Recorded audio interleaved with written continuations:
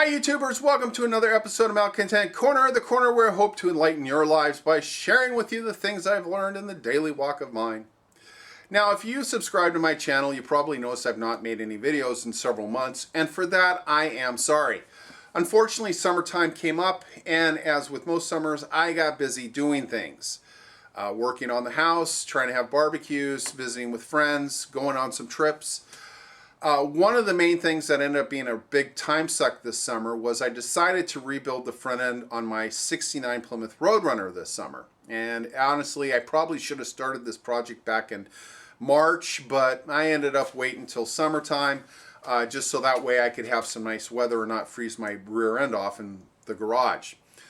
Now, as I said, I have a 69 Plymouth Roadrunner. I've had it, probably about 9 years now, and a lot of that time has been kind of spent unmangling other stuff from previous owners. Now, I realize back in the days, these cars were driven hard and put away wet, but I'm also kind of unscrewing 50 years of previous owners' handiwork. And I don't think that it helped very much that the previous owner was Mickey Mouse and that this car was worked on by Helen Keller.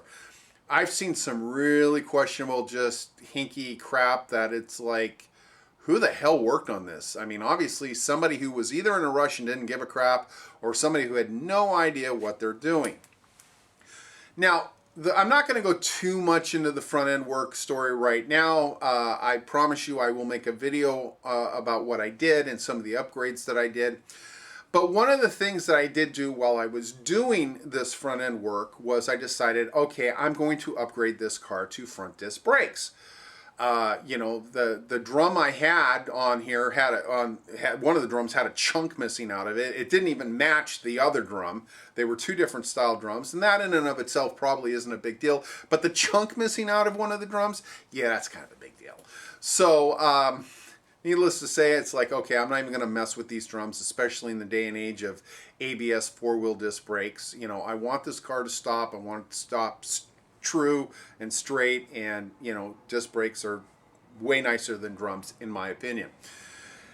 Unfortunately though, I ran into some problems, as of course, with this car, and one of the things I found was that when I was unthreading the hard line from the rubber brake line that fed the passenger side slave cylinder, the hard line did not have a double flare on it.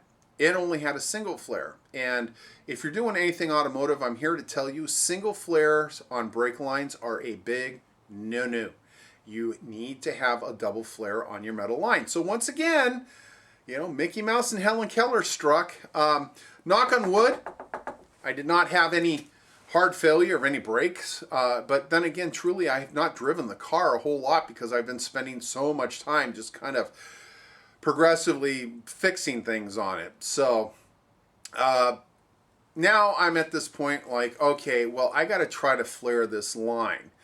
Now, I've seen some really nice tools that they've used on these automotive shows like Roadkill, Garage, and stuff like that. You know, you buy them from Eastwood, they fit in your vise, you put your brake line in it, you do an op-1 procedure on it, which kind of bulges the line, and then you flip it around, and you pull the handle and it flares it, and it's like, hey, that looks like a really neat tool. But number one, that tool is pretty expensive, and I don't know how well it's going to work in trying to flare a brake line on a car. So I did the next thing that most people do, and I have one of these double flare tools. You've probably seen them. They have a flare die. You put your line in there, you put this down, you clamp it.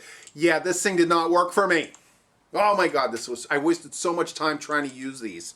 The last time I tried to use it, I tightened it up, and the nub for the 3/16 brake flare die broke off in the steel line.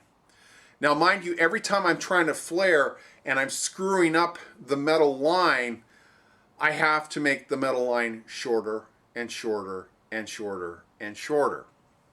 Because it's like you try to flare it, you screw it up, now you got to cut it off.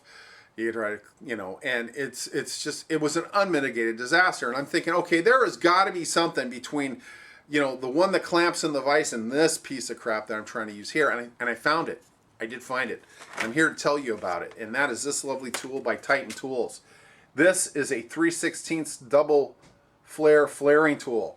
And this thing is awesome. It comes with your brake line die, a stop nut, a flare fitting, I don't know what you would call this, and some grease. Now, I'm going to kind of go over this with you and show you how it works real quick. But I'm here to tell you, the first time I used this, I made a perfect flare. Now, this is not a dirt cheap tool.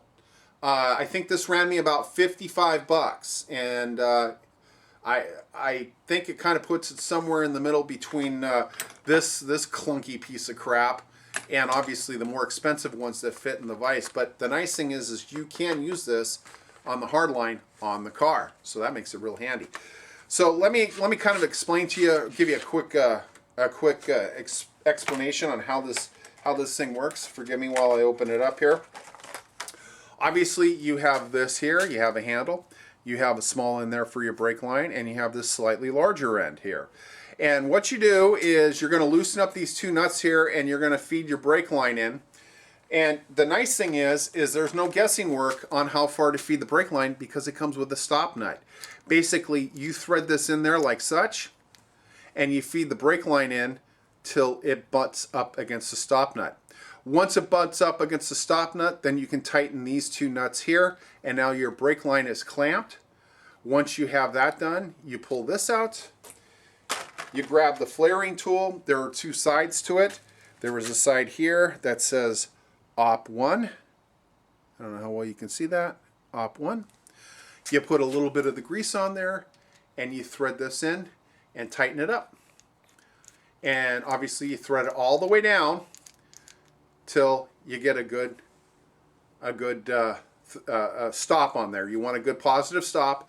Once you're done, you back this out like such, and then you're going to put some grease on the other end. I don't know why they don't call it Op 2. It doesn't have anything like that, but you put some grease on this end here.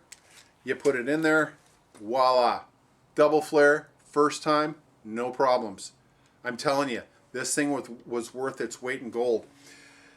Now, if you're like me, you probably don't do a whole lot of brake line flaring. I mean, my need to flare brake lines is really not that common. I don't do a lot of custom work, and for the most part, most of my vehicles are in good shape to where some goofball previous owner doesn't mangle stuff. But you know, I was like, you know, I'm always at my age, I'm always up for a tool that kind of makes the job easier, and this thing saved my bacon. So that was really nice, but little did I know it was going to come in handy later on.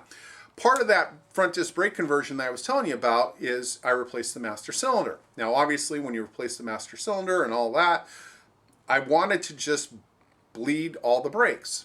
And when I got to my rear drums, though, I wasn't getting any brake fluid out.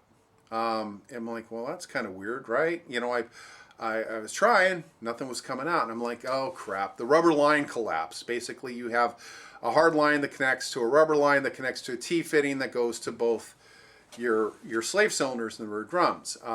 Because I was not getting any brake fluid out of either one of them, I was like, I'm betting that rubber line has collapsed. So it's like, all right, I'm going to replace it. Got a new one. Went to break the flare nut from the rubber line, the brass fitting on there. It broke loose. Woohoo! This is going to be easy. Well, little did I know that the flare nut was rusted onto the metal brake line. I hit it with penetrating oil. I hit it with fire. It was not going to break loose no matter what. So I ended up just cutting it off. It's like, you know, this thing is not breaking loose. And maybe there would have been a way if I worked longer and harder on it. But honestly, at this point, it's like I'm fried working on these stupid brake lines. I mean, trying to flare that one front metal line took quite a bit of time. And kind of stalled my project a little bit. So I'm like, you know what? I've got this, no problem. Now, this kind of came in handy in two ways because first off, once I cut the line, I needed to put on a new flare nut, which I did have. But the line was bent over the years. Plus, I'm sure my reefing on it with a wrench didn't help it. That I couldn't get the flare nut on very far. I couldn't get it on far enough to use this tool. You know, I could barely get the flare nut to clear the very end of the metal hard line. But I was like, you know what? I'm just going to use this thing as a straightening die. So what I did was I fed the brake line in there, and once it was in there, I clamped it down, straightened it out, loosened it up, moved it a little further up the line, clamped it down. I did that about 3 times, and I got a nice straight stretch of metal line there, and the flare nut fit right on like butter.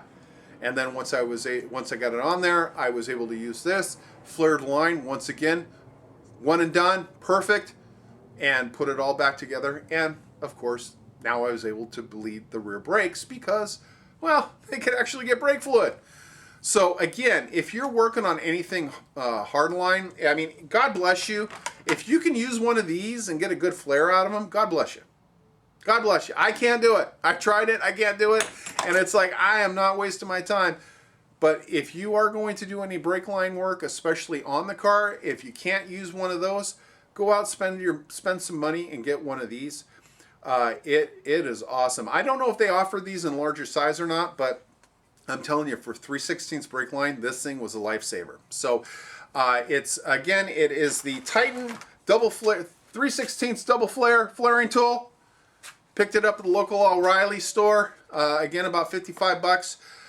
You could probably get it cheaper somewhere else if you hunt around for it, but I'm telling you, it's worth its weight in gold. You can check out this tool at Titan's website, www.titan-usa.com. The address is listed here, just for clarification's sake. But again, if you're doing anything hardline related and you don't feel like investing a lot of money in a big tool, this tool, again, worth its weight in gold. Anyways, that's what I have for you here at this episode of Malcontent Corner. As always, I appreciate you listening to me. I hope to see you back again here in the not too distant future. So until that time, you take care of yourselves, and we'll catch you here later on. All right? Ciao!